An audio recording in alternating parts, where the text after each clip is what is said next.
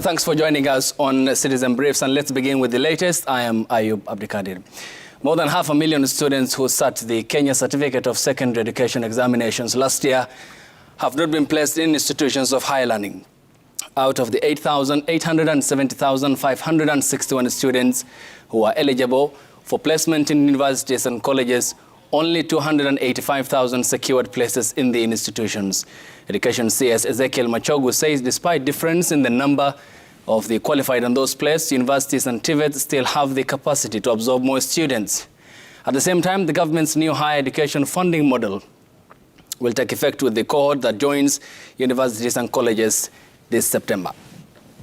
For the first time, students whose households are at the bottom of the pyramid shall enjoy equal opportunities in accessing university education and TVET education through 100% government funding. This means the households are not expected to pay anything for the program cost, and additionally, the students will receive upkeep from their own proceeds. Out of the 2022 KCSE graduates, over 45,000 university students and 42,000 TVET students categorized as vulnerable and extremely needy will be fully funded under the government scholarships and loans. The categorization will be realized through a reliable scientific method, commonly known as means testing instrument, used to determine the students' level of financial needs to ensure they are supported adequately. However, the continuing students will not be affected by this funding model and will continue to receive their funding based on the government's existing model. And ICT Cabinet Secretary Eliud Owalo has assured Kenyans that the hacking attempt on the government services portal, eCitizen, last week has not been compromised or any government services. Owalo said that the government has put proper measures in place to ensure that such incidences do not happen in future, assuring Kenyans that all their critical data held by the government is safe. He was speaking during the status update of the ICT ministry, looking at what the ministry has achieved over the last 1 year and what they are set out to achieve in the medium term. He stated that the government has so far digitized over 5,000 government services and are looking to expand this to 9,000 by the end of the year. Presented to you in most of the engagements, and we look forward to still, because they came into support on the wireless hotspots and that traffic. What happened is that there was an attempted attack on the eCitizen platform, among other platforms, including but not limited to those held in the hands of the private sector.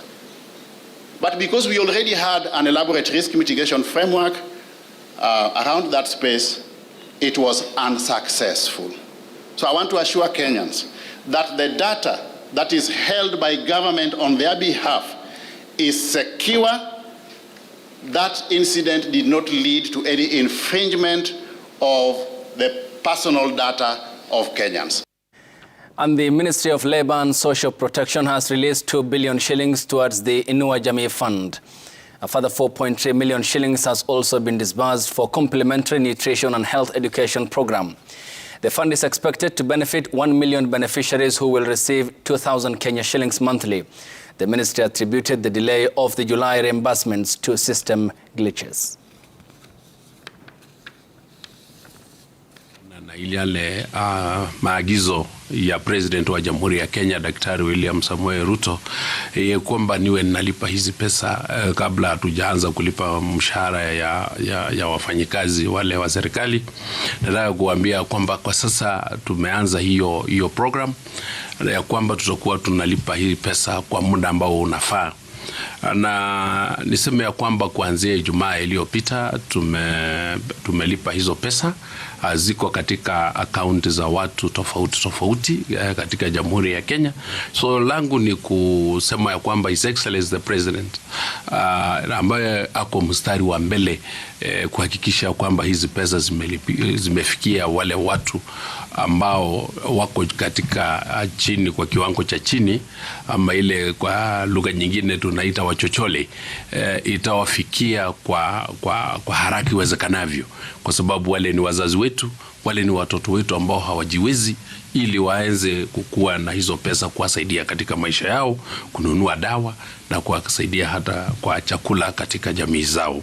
Kwa hivyo niseme ya kwamba ile mlimbikizi ambayo ilikuwa tangu hapo awali, tumemaliza hayo yote, na sasa tumeanza katika chapter mpya, ambao chapter hii ama ukurasa huu ni kuhakikisha kwamba tunalipa hizi fedha katika kila mwezi. And a 23-year-old man who was caught on CCTV stabbing his girlfriend in a supermarket in Masii in Machakos County was today arraigned in court.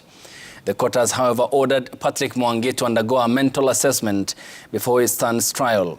He is expected to face a second charge of attempting suicide after he took a substance suspected to be poisonous. Mwangi was admitted at the Masii Level 3 and Machakos Level 5, where he was treated before being taken to custody. Principal Magistrate Charles Ondieki has ordered that the case be mentioned on the 4th of September.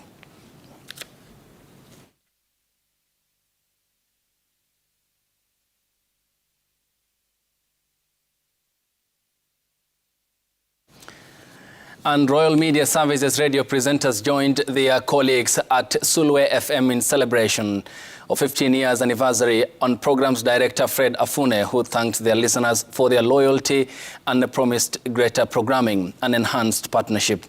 The Bungoma County Governor Ken Lusaka also lauded the Royal Media Services leadership for establishing the station, which he says sets the region's agenda.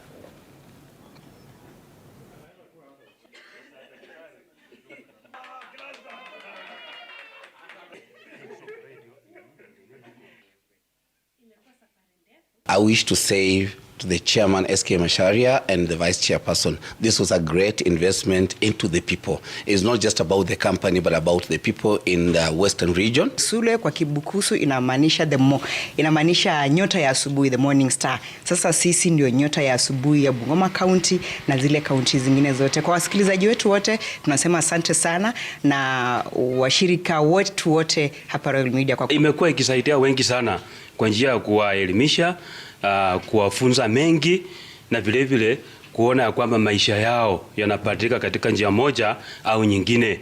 Kwa kituo cha redio kuwa kwa miaka 15 ni kumaanisha kuwa kazi ambayo wanafanya ni kazi ya maana.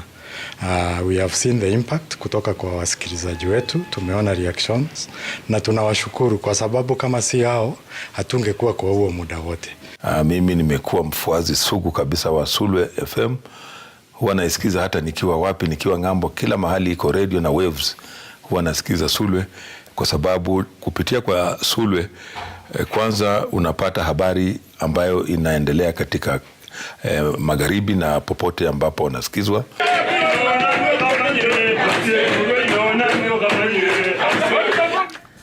Environment Cabinet Secretary Soipan Tuya has launched a tree planting campaign in all polling stations across the country. The campaign, which is rolled out in partnership with Ushiriki Wema Trees Restoration Program and the Kenya Police Service, is part of the government's larger plan of planting 15 billion trees. The CS, who was joined by Tessie Mudavadi, the spouse of the Prime Cabinet Secretary, led in planting of 2,500 trees at the GSU Training School in Embakasi. She further announced that the government is planning to launch Jaza Mti Foundation, which will provide tree seedlings to the public.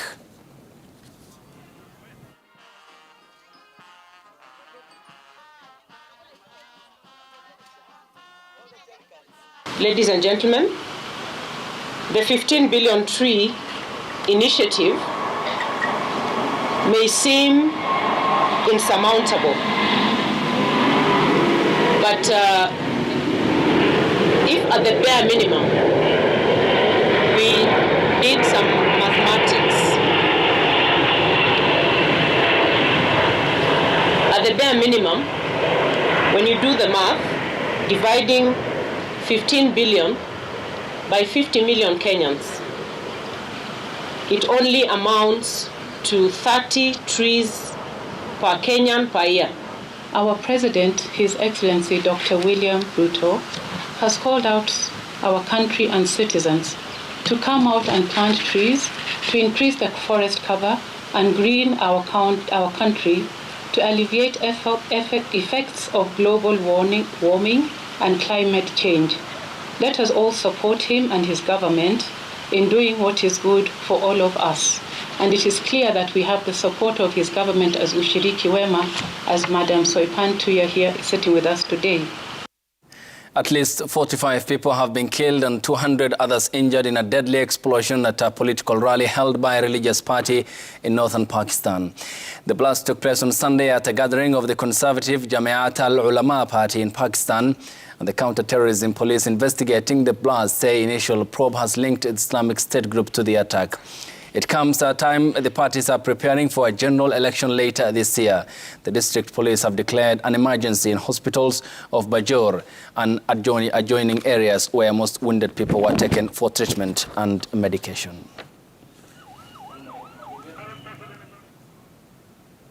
Tunamaliza. And many thanks for your time and company here on the broadcast. More, of course, in our following bulletins at 7 and at 9 p.m. Thanks for your company and have a lovely evening.